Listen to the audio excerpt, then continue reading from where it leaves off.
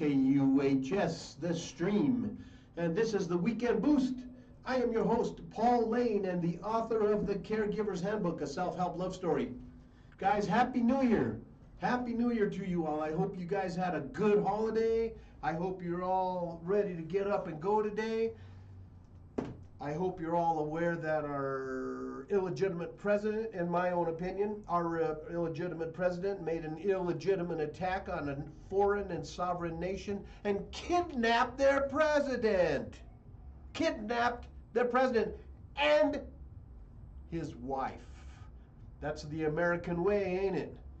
I don't know, folks. I don't know how you feel about this, but to me, this is a very, very, very bad thing. I'm calling for a national strike.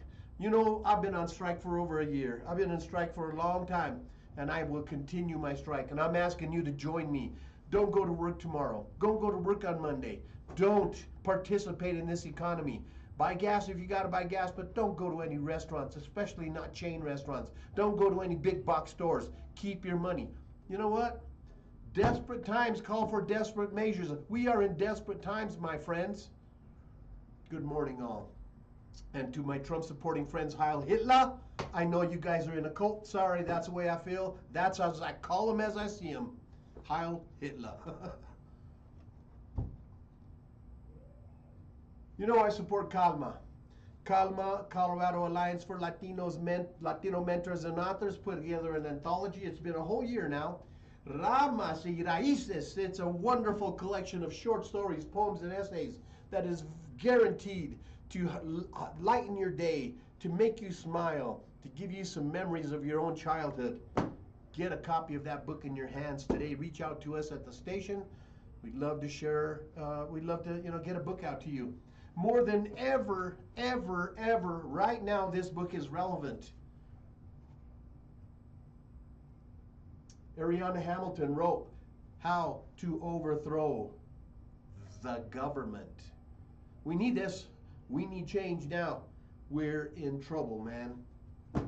We're in trouble.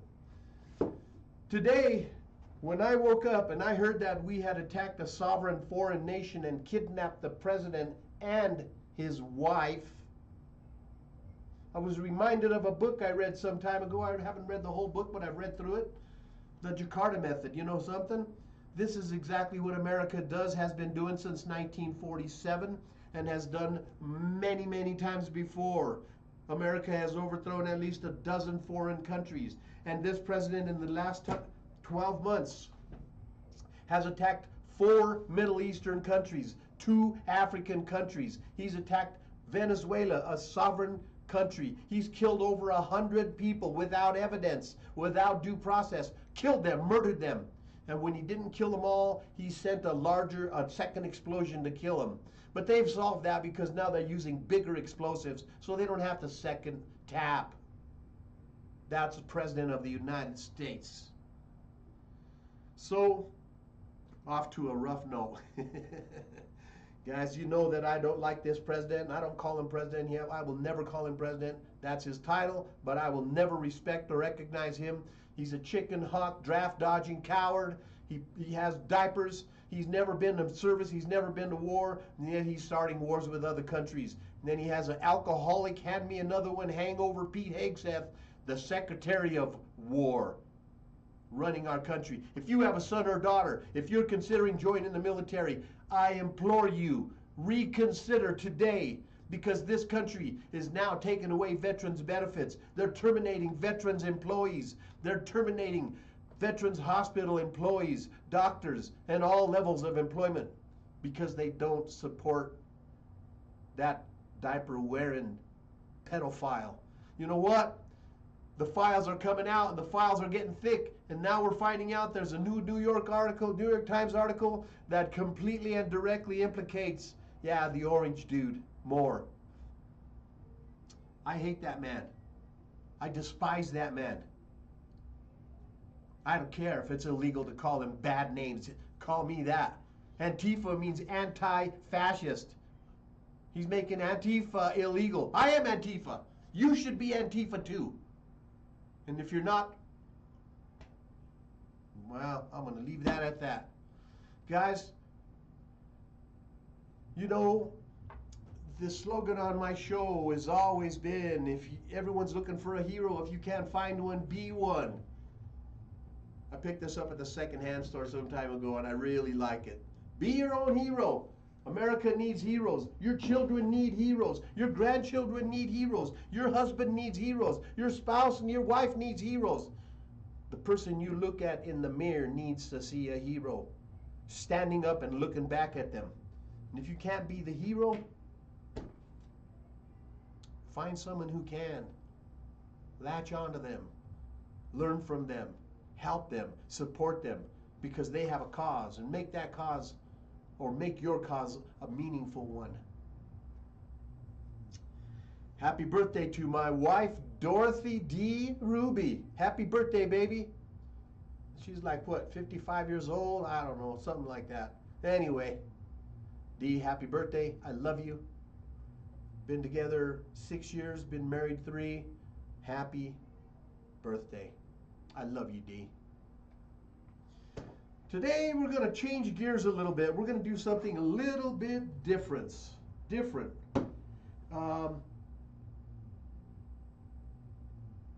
You all may or may not know that I am a healer and I'm a poet. And I got this letter from someone who's not just a relative, but she's a client. I want to read it to you before I get started. On October 1st, 2024, I had left hip replacement surgery. I had the pleasure of having my cousin Paul Lane and his wife Dee come over to help me with my post-op surgery. They stayed with me 24/7, 2 nights, 3 days. Paul uses a tool that applies terahertz frequency to help with pain and specializes with the opening of circulatory pathways. It was very effective in addressing mine. Paul uses many other techniques like special far infrared, oils, physical touch, and more, depending on your personal needs. My surgeon told me I should expect extensive bruising from my knee to my hip, but using Paul's techniques, I was both surprised and pleased to discover no bruising at all. My surgeon was also amazed to see that I showed no signs of bruising. I'm so pleased to continue using Paul's services to address my arthritis issues and chronic pain. I highly recommend using Paul's services for aid in addressing your pain. It really works. Guys, I'm opening up my services to those with stage 4, stage 3, and stage 4 conditions, if you know what I mean. Do we treat, cure, or diagnose? No, we do not. But I guarantee you, if you're feeling ill, if you have a stage 4 condition and you come to see me, I 100% guarantee you that you will look better, you will feel better, or you will have a better sense of well-being. And who knows, great things can come from that. So I highly encourage you to reach out to me at 720-233-6262, 720-233-6262. Make my phone light up. Call me. If you have someone who's sick, I'm your guy. Now that we have a Congress that has taken away more and more of our benefits, we're going to need more and more alternative healthcare options. I'm one of them. Guys, I've been doing what I do for over 30 years. I have a great track record. I have a great clientele base, and I would love to be of service to your needs.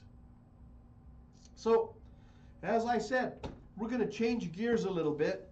And something that we never do is we never talk about poetry. Well, you know, we've had Jeanette Angel, who wrote this book, Milk or Mascara.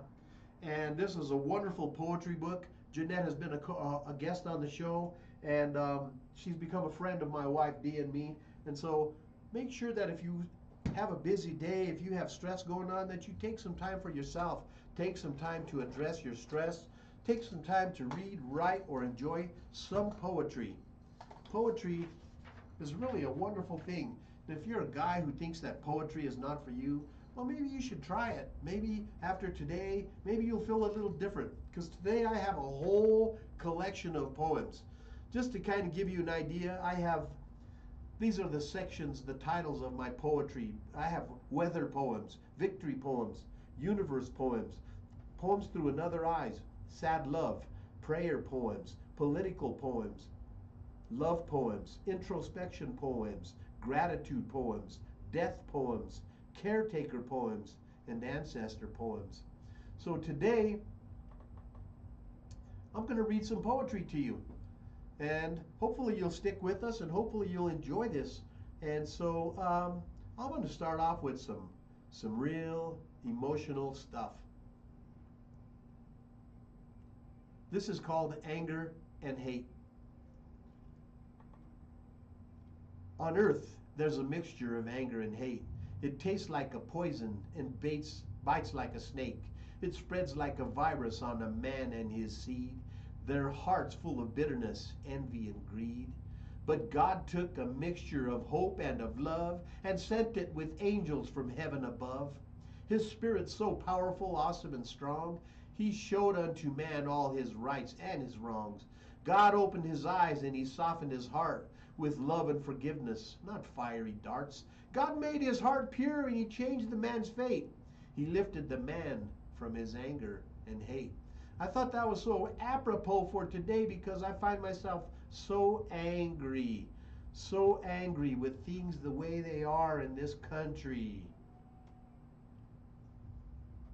I'd like to run faster. I'd have to be taller. I'd like to be stronger. I'd have to be harder. I'd like to be wiser, but I'd have to be older. I'd like to be better, but I'd have to be super. And that's just not going to happen. I hope you have a wonderful day.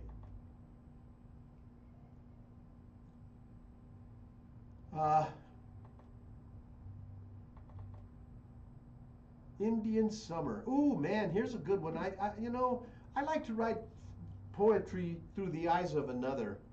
And so this is a portrait of Alzheimer's.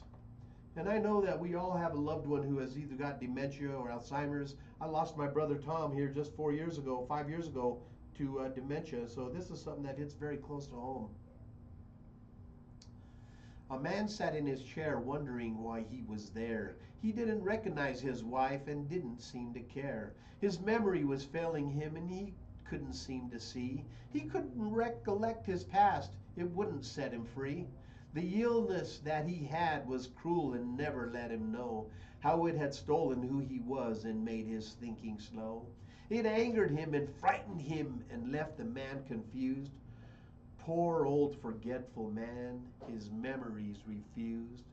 He didn't understand at all the things that he would face. Eventually his presence here would leave him in disgrace. His own name would someday soon be foreign to his mind. If his brain were blessed with eyes, they too would soon be blind. That brute that held him in its grasp was vicious with its hand. Not his children or his wife could truly understand. The father and the loving man was disappearing fast. His life would one day end alone, for nothing really lasts. I thought that was a kind of a sad poem. What do you guys think? Reach out to me, let me know. Raindrops. Boy, we need raindrops in Denver, Colorado today.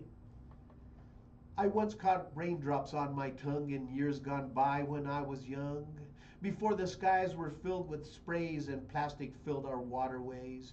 The food we eat and what we drink, the water from our kitchen sink is toxic, filled with plastic. How have we become so drastic? We eat a credit card each week and our health is all we seek. The acid rain is falling down and burning trees about the town. I wouldn't let a raindrop fall upon my tongue. No, not at all.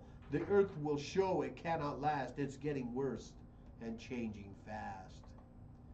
Kind of a sad one. Sun, don't go.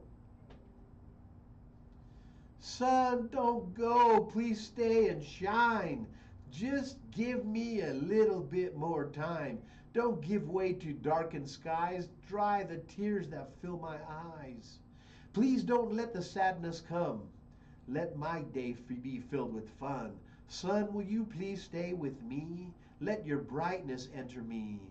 Tell me that I'll be okay. Let your sunbeams light my way.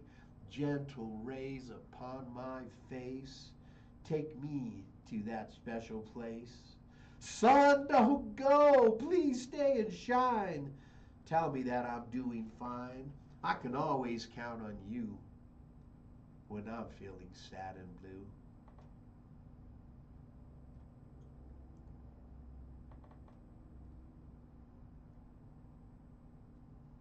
Sunlight, star bright. I love the sun when it's been away. I love to sit in its gentle ray. I love to feel its warm caress. The rain can't make it warm me less. Then when warmth and light are gone from me, I think of what it's done to me. I miss it through the darkened nights. I seek morning for its light. Some are better than others. Look at this. Here's another one that's through another person's eyes. Through the eyes of a child.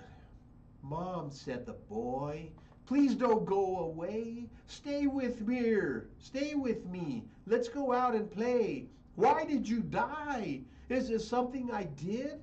Don't leave me alone, Mom. I'm only a kid. He remembered at first when his mother was ill and as bad as it got, she'd comfort him still. As tears filled his eyes, his stomach so tight, why couldn't she stay up and put up a fight? How could she leave me? How could it be?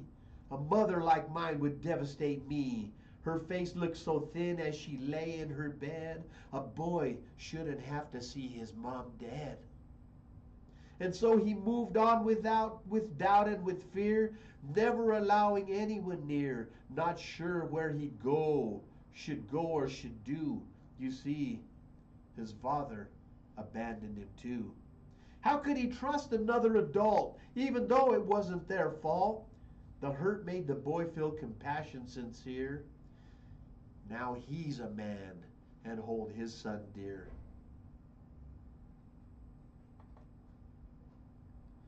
I know this is a little change, but I was hoping you might enjoy some of these.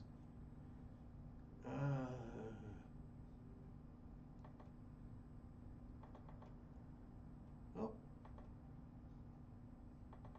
so while I'm talking about through the eyes of another, I have a couple of poems that I've written recently, and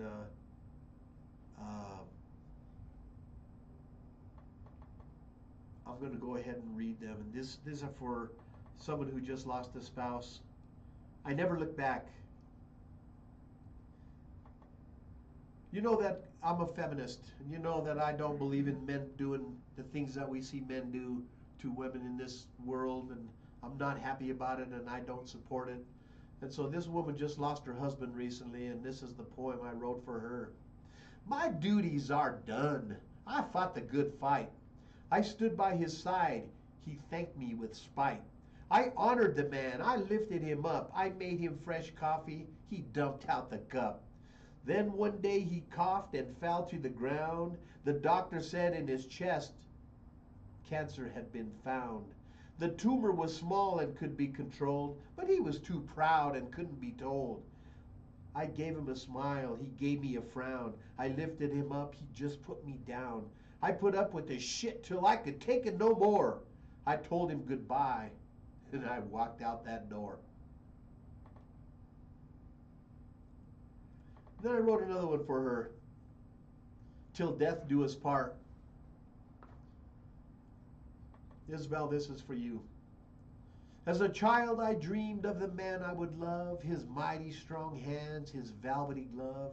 He'd whisk me away and he'd be my king. He'd treat me accordingly, along with the ring. I'd love him forever, he'd love me the same. I'd give up my past and take a new name.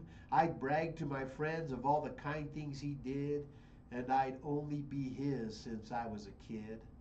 We'd go on vacations and see faraway lands and watch the ocean sunsets while holding his hands. I'd give him some babies and he'd be their dad. He'd always be happy and never be sad. But sometimes in life, the people we find are not what we wanted. Our youth made us blind. They made us a promise they never had kept and left us alone in the dark as we wept. And we give up on dreams we once held so dear because our mate never could only be here. If only he wanted to blend our two souls. In the end, I was saddened, my heart full of holes. And as I look back as our lives as a pair, he never did treat me in what I'd call fair. And in this life slowly, as his life slowly dwindled away, he still put me down. He still made me pay. And one day I said, I will take it no more. I walked out of the room and I just closed the door. I took a deep breath and I held up my head because in my end, I did all that I said. You know, it's very easy to look at the perspective of someone who's been on the receiving end of that. And as I wrote that poem, I felt kind of badly because her husband, who was dead, was not there to represent himself. And through all of the 48 years of their marriage and all of the abuse that he had given her, I felt like he should have his say in it. So this is the poem I wrote on his behalf. I hope you like this. It's not really a poem per se, but I guess I'm calling it that. My darling Isabel, I'm sorry. I didn't have the words to say that you so desperately needed to hear. Somehow I couldn't put my feelings into words, nor did I understand the sacred meaning of a loving touch or soft caress. I didn't understand why you rejected me when you refused my touch. I couldn't smell the cigarettes that poured out of my hands. I never stopped to consider your feelings in the matter. Somehow in the mix, I lost humility and never let you speak your mind. And as I look back now, I can't deny I never missed an opportunity to use my only significant accomplishment in this world like a weapon of my perceived superiority. In truth, you were the glue, you were the rock, and I missed my opportunity to be her knight in shining armor.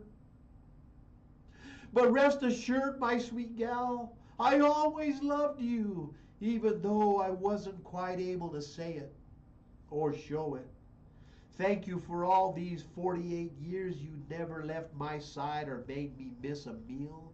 And in my last days, you were there still, and I blew it once again. I threw another low blow. I wished I could just take back those unfair words as soon as they escaped my lips. And when you said goodbye and walked away, I thought for sure you'd be back tomorrow. Excuse me. But to my surprise, when you didn't show, I wanted to kick myself because I knew it was my own words that drove you away. Please forgive my many faults, my dear. Try to remember as many good times that you can.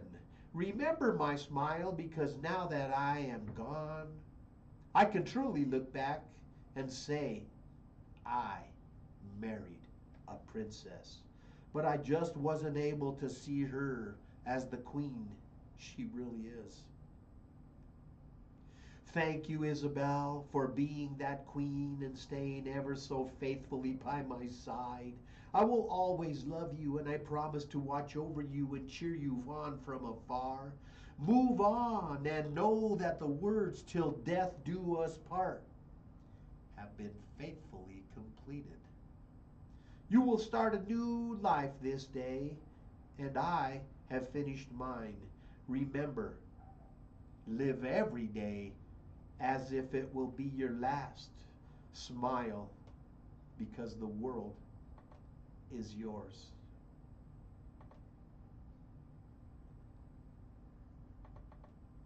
The eyes of another. Mental illness has become a crime since Ronald Reagan was the president. And we feel helpless when we watch our loved ones going through depression and going through mental illnesses of different kinds. And we feel so helpless because there's really nothing we can do. Our government doesn't really do anything but criminalize their mental illness. And so I wanted to speak out for my brothers and sisters with mental illness. Whose fault is it, you hear me say? Is It's you who makes me act this way. It wasn't me who lunged at you. There are others in me too. In my rage I act insane. Then they all leave and I remain to pay the price for things they've done. Please love me, Mom. I'm still your son. I'm lonely, sad, and all alone. I long to hear my telephone.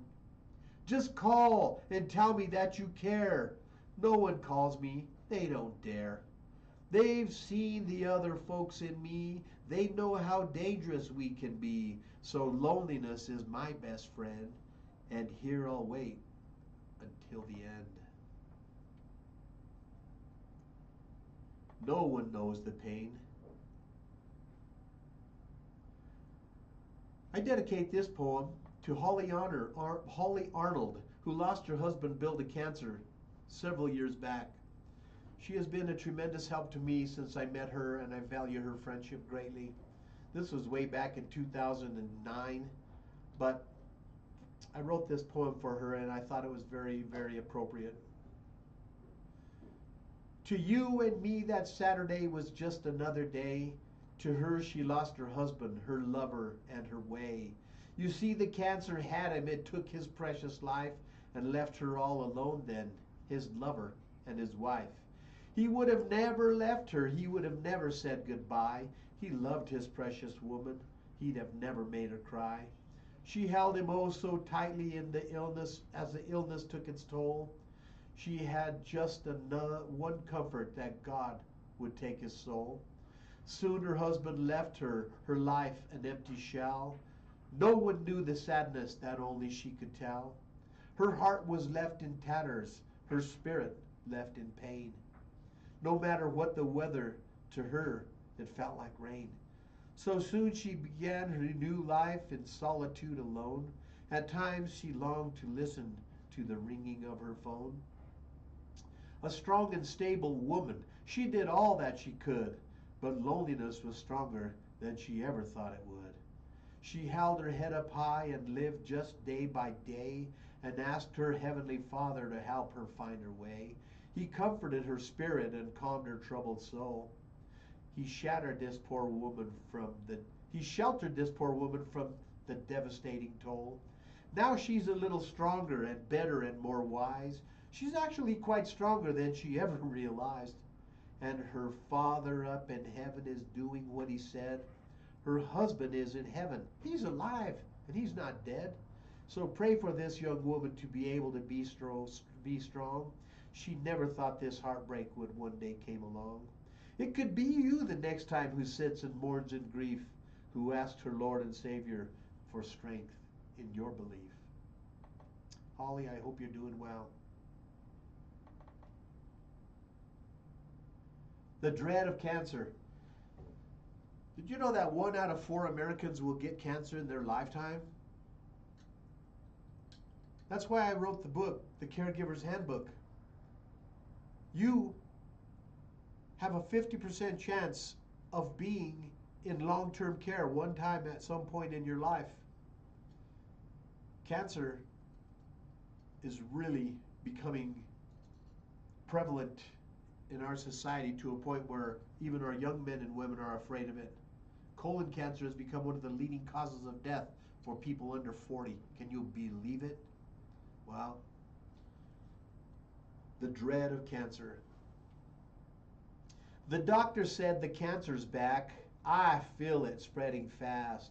I need to get things organized, and this poem will be my last.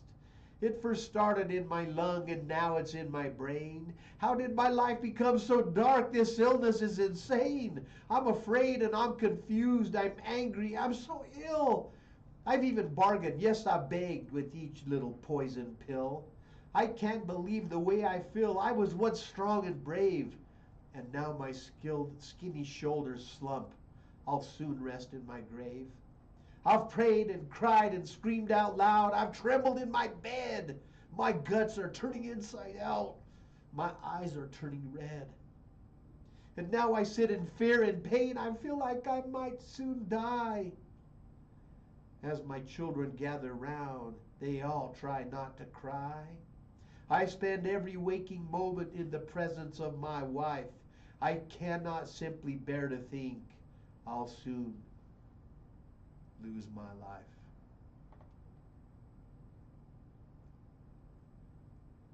I'll tell you what, man, that is a bad, bad deal when you get cancer and cancer strikes your family. I'm sure that you all know this one. Well, you may not know the poem, but you know the story. The father who wasn't a dad. Dad, said the boy, can we go out and play? No, said the dad, just stay out of my way. Please, said the boy, can we just throw the ball? Move, said the dad. Do you hear nothing at all? Finally, the boy went out all alone, hoping his dad would lighten his tone. All by himself he played in the yard. Being a boy shouldn't be so hard. All by himself he grew to a man, not having a father to tell him he can. Angry and bitter he learned from his lad. Dad, children are trouble, and made him get mad. His dad called and asked for his son to come home, for now he was lonely and lived all alone. The son told his dad that he didn't agree to waste time on a dad who never loved me.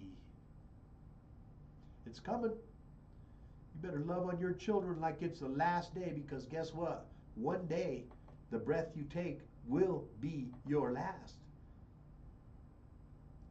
The monster. I can't stop the monster. I can't stop the monster that grows on my skin. It grows and it spreads from without and from within and within. It's now in my stomach, my lungs, and my brain. I hope to see sunshine.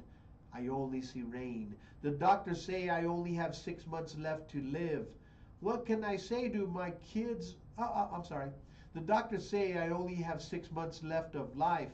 What will I say to my kids and my wife?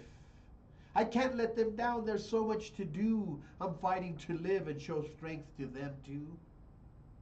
Each time I take chemo, I feel I might die. My family just watches, too frightened to cry. I'm feeling so helpless, frustrated, and mad. I'm supposed to show strength as a husband and dad. My days are now numbered and soon will be past. I feel my life draining and leaving me fast. I wish I'd have listened when my wife said to go, but I was afraid of what testing would show. Now I sit in my room all alone and afraid, but this is the mess that I myself made. I came to this point in this life that I live, and now I can see I have no more to give. So I'll take my last breath and this life will be done. My wife by my side and my kids all alone. I hope they find peace and wisdom and grace, and remember their father and remember my face.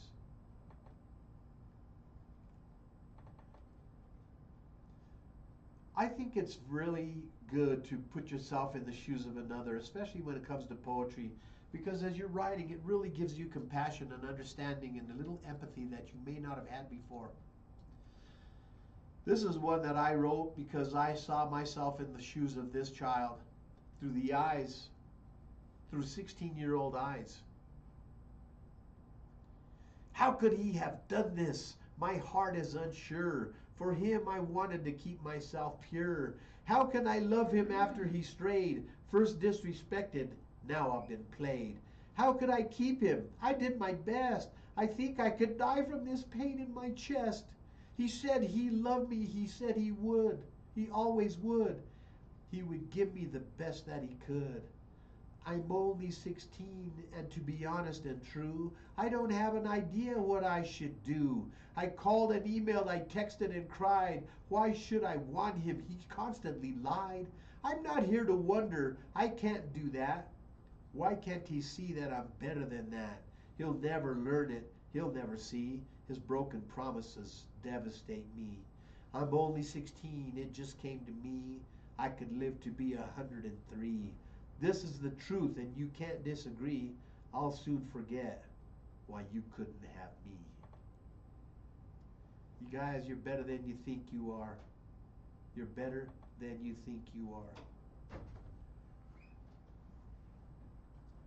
These are some pretty interesting ones. I think these are called sad love. Sad love.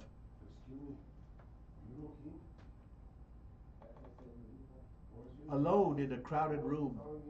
You know, during my first wife's illness, I found myself in many situations where I was in places of great joy, and I was standing on the outside looking in.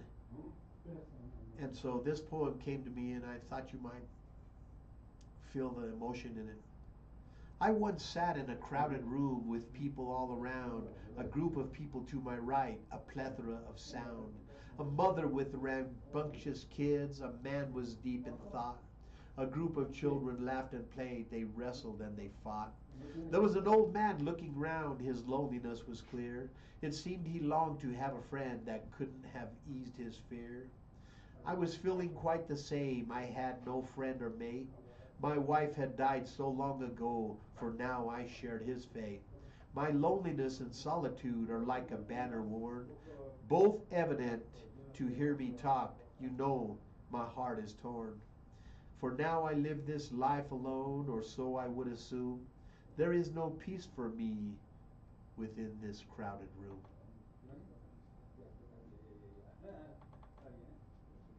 Blinded by love, visioned by blindness. She smiled and looked my way, at once it made my day. She liked to laugh and play, she took my breath away. And when she left me here, I had to shed my tear. It was my biggest fear, she held another near. And with that she broke my heart, a bullseye with her dart. I guess I was not smart, she fooled me from the start. My heart is ripped and torn and punctured by her thorn. My spirits are forlorn. Her love for me was sworn. C'est la vie! I hope you don't outlive your mate. Oh, how I hope you don't outlive your mate. You don't have to start over. You don't have to date. It will crush your spirit. It will tear out your heart to make those decisions that tear you apart. I hope you don't sit in your chair all alone and gaze straight ahead and stare at your phone. I pray life protects you from facing that fate, and you'll never discover you're the object of hate. For something you have no way to control, I hope that you never feel the pain in my soul. I hope you are blessed all the days of your life, and you never will stand at the grave of your wife. Your feedback is welcome, guys.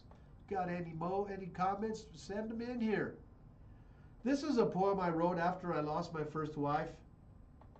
You know, many things happen when you lose a spouse or a loved one, and one of them is introspection or soul searching. And I found myself doing a lot of soul searching after my first wife, Rita, died. And one of the things I realized was I could have done better. I could have done more. I could have been a better man, a better father, a better husband.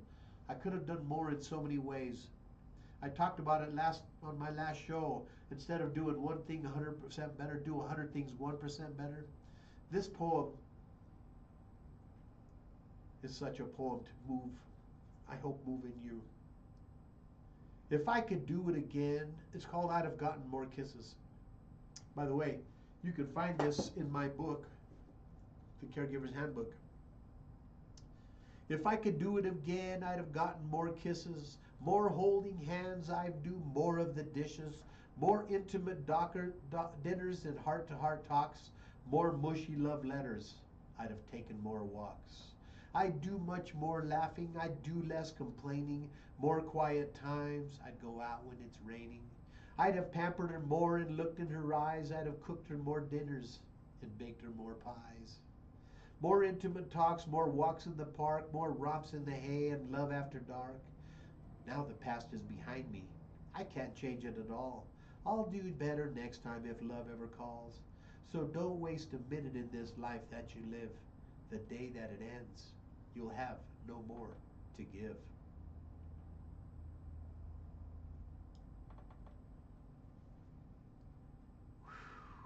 Some of these I somehow cut off, so I'm going to skip some of these. Oh, tender love. You know, I'm a romantic, and I just love being a romantic. I think it gives you especially being a man. I think it gives you a perspective that you need to have. You know, we grow up and we always hear, big boys don't cry, don't show your emotion. You have to be a man. And you know, the fact of the matter is that big boys do cry and big boys should cry. I schedule time for myself to get a sad movie, read some sad poetry, read some good stories at least once a week, because I know that when I can release that emotion, it helps me, it heals me, it cleanses me, it purifies me. Crying is good for the soul. Oh, tender love. This was when I was in a very dark time as well. And so, oh, tender love, I wait on you to make my dreams come true. My tender love, sweet, gentle love, I put my trust in you. Comfort me as you always have and let yourself be known. Give to me the tenderness that you've always shown. Now you've gone and dropped my heart, I hold it in my hand. Why would you abandon me? I do not understand. I trusted you and leaned on you, but much to my surprise, the love I had is gone from me. I've witnessed its demise. Now I stand here all alone, wishing you to return. My poem just disappeared. What did I do? Oh, here we are. Now I stand here all alone, wishing you to return. As I look back on this life, there was a lesson learned. I know I cannot count on you in this short life I live. It's not about taking love, it's more of how we give.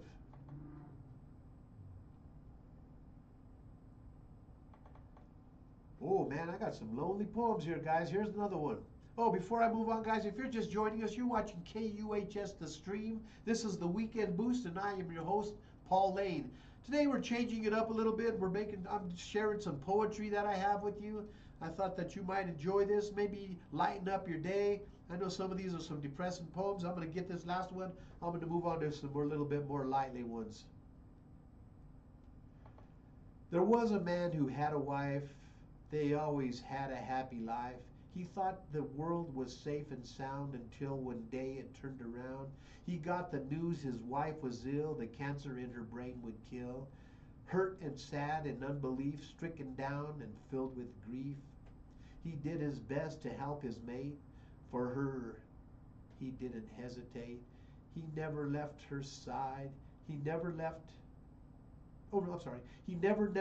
her side. Though all alone, he wept and cried. The months went by like they were years. His eyes were often filled with tears. When there was nothing he could do, his sadness and depression grew. His wife's condition got so bad, the skin and bones, he felt so sad. He loved his wife, he held her fast. In his arms, she breathed her last. Guys, one day, it'll be your last breath. And one day,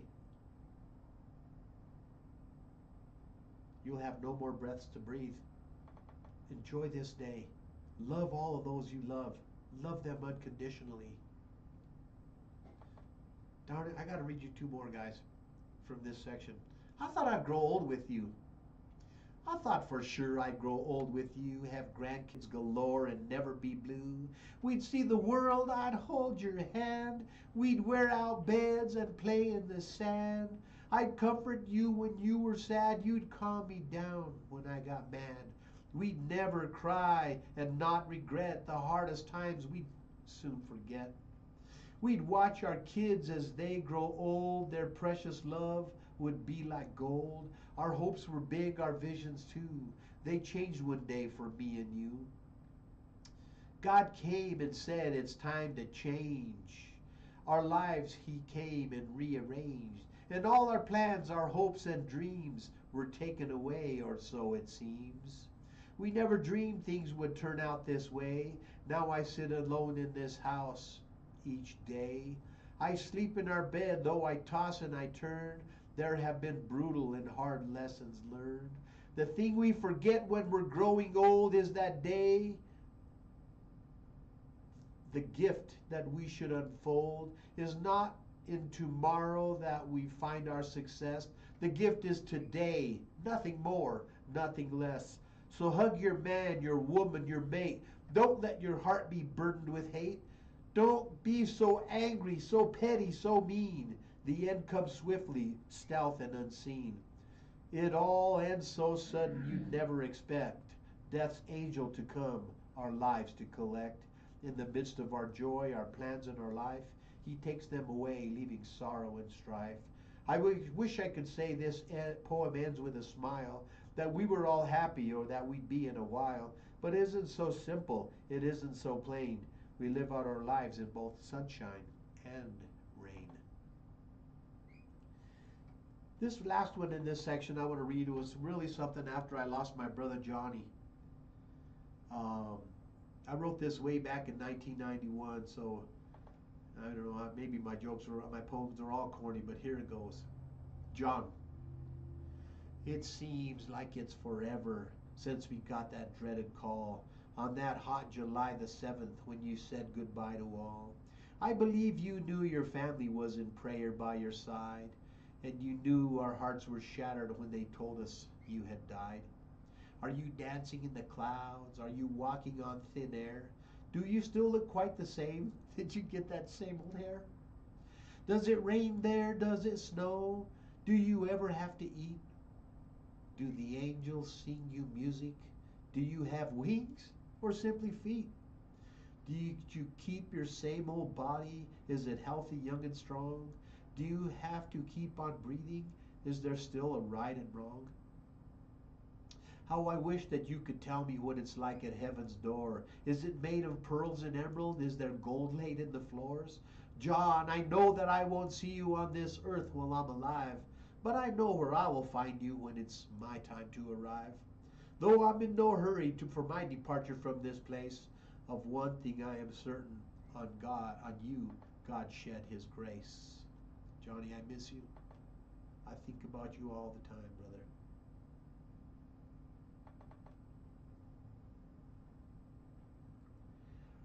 I got some political poems that you may or may not like, but I'm going to read them anyway. I got about 15 minutes left. Some of these are, whoop.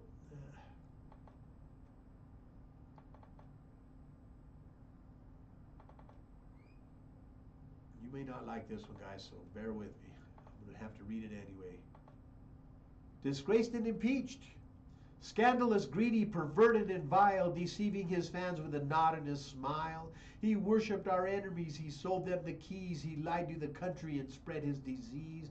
He thought the pandemic would kill black, poor, and brown, but he never considered his own would go down. He never faced justice in his scandalous zoo, sold classified secrets, and a journalist too. Disgraced, exposed, and twice impeached. When asked for the files, he couldn't be reached. With every new scandal, deceit was his plan. His pockets got fuller. His whole life was a scam. The government ordered the return of the files, top secret and classified, but there's not been a trial? Someone please come and explain it to me, how this charlatan man can still walk free. Even for those who voted him in, their 401ks are looking quite thin.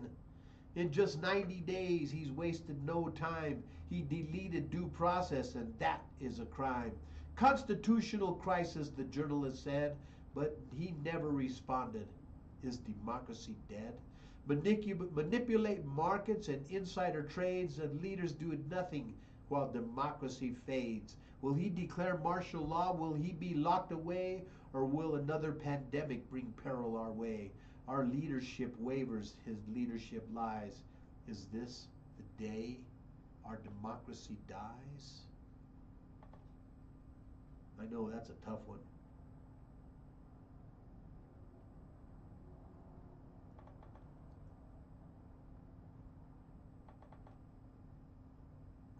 When billionaires go shopping, it's a little different. When billionaires go shopping to see who they can buy, they like to buy their candidates. They're all in great supply. They might just buy a Democrat. Maybe they'll buy a judge. Or maybe just a passage of a bill to pay a grudge. They might just buy SCOTUS or just a county seat. Those stock buybacks are attractive. Those profits can't be beat. They all have so much money they could never spend it all. They all have the president at their very beck and call. And he would even give them pardons or hide them from their crimes while looking down on normal folks who live our lives on dimes. Republicans are easy to bend until his will. They call themselves conservative, but he could always make them squeal. He knew the ones who put them there are now so far behind. The rich don't give two shits about them, their attitude resigned. But one day folks have had enough. They stop them in their tracks. They turn the lawmen on them and stab them in their backs. They sit up in their mansions and give their coats a hitch. Let the poor folks flounder. For them, their life's a bitch. The rich man always prospers on other people's backs. They say that they're the ones to blame, the poor, the brown, the blacks.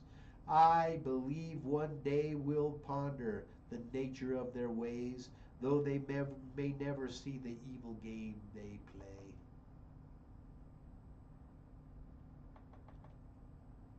What will they say?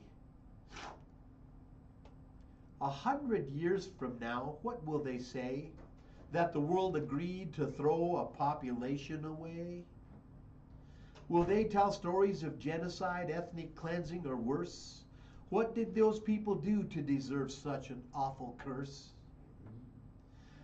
Had we dehumanized them so that the world didn't care? Or we bamboozled into thinking that we could just take their share? What about the innocent, the elders, and the young? Will they tell their grief in the songs that were sung? Will there be a museum, a statue, or a wall? Will humanity ever make sense of it all? Will the survivors have guilt for not being killed, with more than limbs missing and more than blood spilled? Will they ever forgive us? Will it be forgotten in time? Will the ICC, the ICJ, the UN finally charge for those crimes? Where are the crimes against?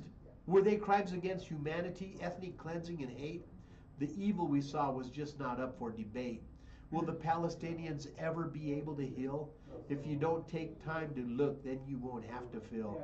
I hope in 100 years we can all look back and admit the humanity that we all clearly lack.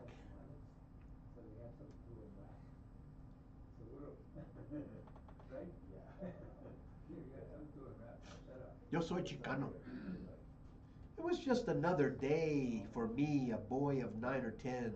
I heard their voices loud and clear, the women and the men. Thundering voices echoed off the walls, just booming like a gun.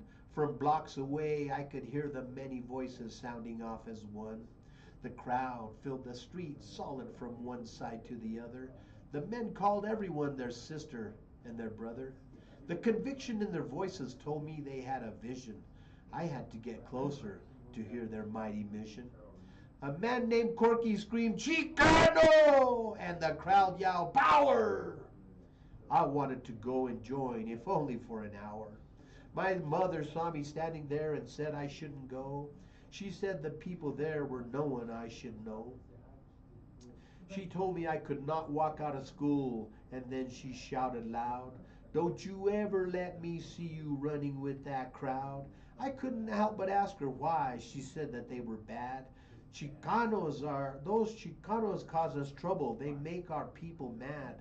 Those Chicanos say they're marching to make the schools more fair, but I think they're just violent. That Corky guy don't care. But in my heart, I disagreed. I felt his words were true. Mestizo blood runs through my veins, and those Spaniard blood runs too. I didn't recognize the conflict of the colonizer's hand, or how they overpowered us and stole our sacred land. But as I learned of who I am, I hold my head up proud. I say these awesome words today. I say them clear and loud. Yo soy Chicano, yo soy mestizo, indigenous and brown. My ancestors were kings and queens, and I must wear their crown. I will always tell my brothers and my sisters and my friends, and anyone who listens, of how our history blends. I'll honor our Creator and Tonatzin with love. I won't forget my grandmothers, my grandfathers above. I love that I'm indigenous, though our blood spilled on the earth. Their genocide could never kill the me I was at birth. Yo soy Chicano.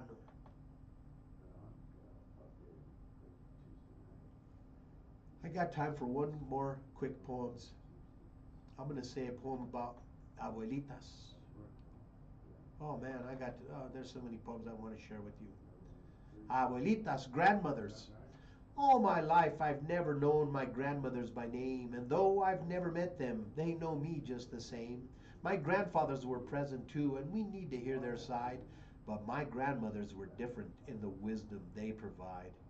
But how could they ever teach me? They've been dead and gone so long. Through their daughters and their sisters, they taught me right from wrong. Sometimes they even shout at me, sometimes they give a nudge. I feel their gentle whisper, I never feel I'm judged. They taught me things like sacrifice and understanding love, and treating women with respect and with a velvet glove. They taught me things like tenderness and living without fear, and loving things like family and how to wipe away a tear. The things I've learned from women from today and centuries past have made my life more meaningful, like how to make love last. But why would they reach out to me so far from beyond the grave? Because they really love me. They want me to be brave. So I give my gratitude to those who've come before. But I see my daughter walking, and I rush to get the door. Gracias, abuelitas pasados. Guys, many things are happening in our country today. Many trials are happening. Many evil deeds are being done by a man who was illegitimately placed in the White House. And I say that because more and more evidence is coming out to prove what I'm saying is true. I call for a national strike. I call for all of you to stick up your hands and say, no more! No more am I going to have a president attack a sovereign nation. We've already attacked 3 Middle Eastern countries and 2 African countries, unprovoked. Sovereign nations. And now we've attacked Venezuela. This president doesn't have anything against drugs. In fact, he's just pardoned a major drug dealer of Honduras. He hates this, the brown skin that he sees in us. Why? I don't know. But I know this. I will not participate in this economy. I will not gratify the activities of this insane and evil man. I will not be or support in any way the deeds of that little Nazi Pee-wee German, that bald-headed little penis. I'm sorry, guys, forgive my language, but man, bad things are happening, and that evil little man in the White House is guiding that orange one. Guys, please stay tuned for Mr. International, Paul Chavez. He's going to be livening up your day with some wonderful music. Those of you who stayed with me, we got about 2,900 of you. Thank you.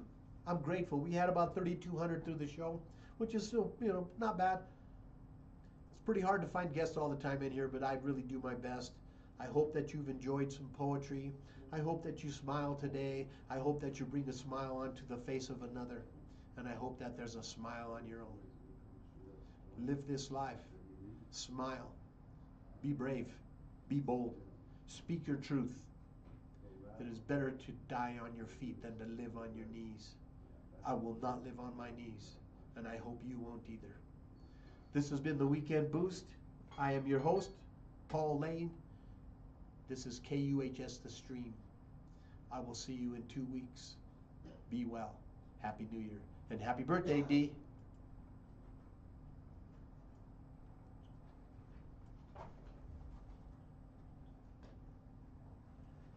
What's going on, man?